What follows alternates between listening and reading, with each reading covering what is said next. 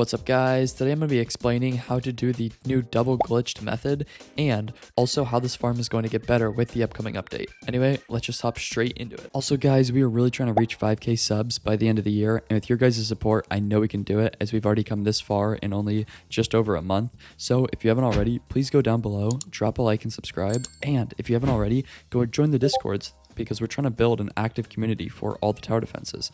Anyway, I'll see you there and let's hop straight into the video. Alrighty, so you guys want double glitched on your units, so let's just get straight into what we'll be talking about today. So obviously with the new trait system, you have a small chance to roll a double trait on any given trait. Now this chance is a 0.5 by base. However, they added two new items into the game, that being premium shards and trait locks. So the premium shards allow you to guarantee roll a second trait, and the trait locks, if I bring one of my units that has two traits, allow you to guaranteed roll, there you see, shard lock, allow you to guaranteed roll another trait by locking your main trait. So the way that this method works is by using the double glitch potion. If we open up, hold up, sorry, not the double glitch potion, just the normal glitch potion.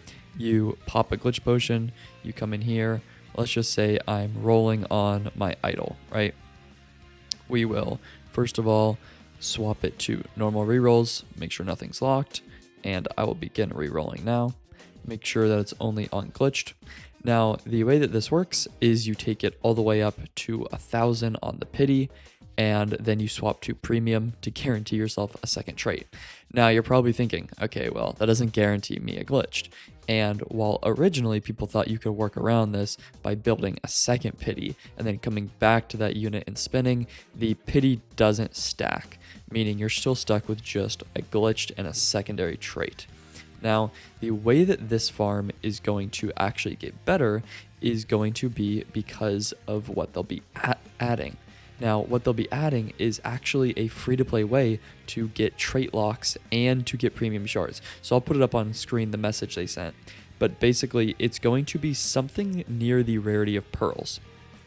Now, based on what they're saying here, I don't know if it's going to be in the capsules at first, because as we know, the capsules just give you an infinite amount of any resource. So obviously having them in the capsules might just be, counterintuitive to them being rare, because I think it was like 100,000 capsules is something near about 1,000 pearls. So if it's something like that with these, with how easy the capsules were to farm, I mean, people are just gonna have a bunch of these and it's just gonna get out of hand.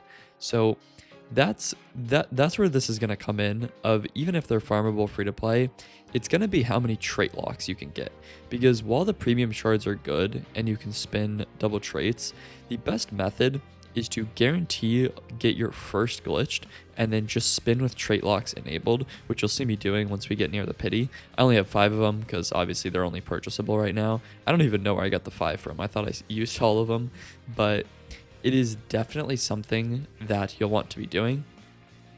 Now, I want to talk about what units you should actually be using these on, because I think people are going to waste them. Now, in terms of what we should be using these on, first and foremost, people don't respect how good, how necessary the farms are. Personally, I am going to be rolling on my farms with all my trait locks until I get double glitched, because having more money in this game is monumental in terms of clearing content. As I'm sure you've seen with the recent releases of units like Simone, if you don't have more money, you just can't upgrade these units. Now I see people who get glitched on all their other units before their farms, and it just bamboozles me, because your farm is the most important unit on the team without a doubt. Now, of course, aside from the farms, you're also going to want to get it on units that have more longevity. So units like Simone obviously is going to be a really good double glitched. So it's going to be units like these that you want to spin on. As you can see, we're coming up on glitched pity now. So I am going to stop it as we get close, and I'll just manually spin it up to 1,000. There we go. Now we're going to swap to premium shard, and we're going to reroll here.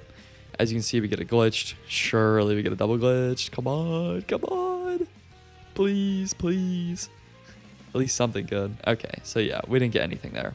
However, now if you swap back, you can lock your glitched with the shard lock, and you can reroll. Oh, I'm actually going to keep that, because that is more money for my unit. So as you can see, I got diamond. That just gives me some more money. If you can get double glitched, you're just going to get 40% more on top of this. So you definitely want to try for that. Now, of course, the actual double glitched method isn't really going to become a thing until the Christmas update. However, if you watched my past video, you'll know that the Christmas update is actually coming this weekend. So I will definitely be showing you guys ways to farm those shard rerolls, as you're definitely going to need them. Now, of course, we will also see the reemergence of capsules, so we'll see how nuked the economy gets after that update.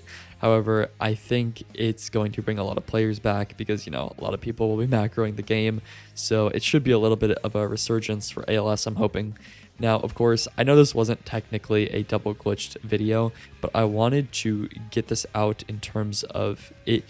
This is preparing to let people know how they need to be handling this as they go forward for spinning double glitch once we have access to a bunch of trait locks.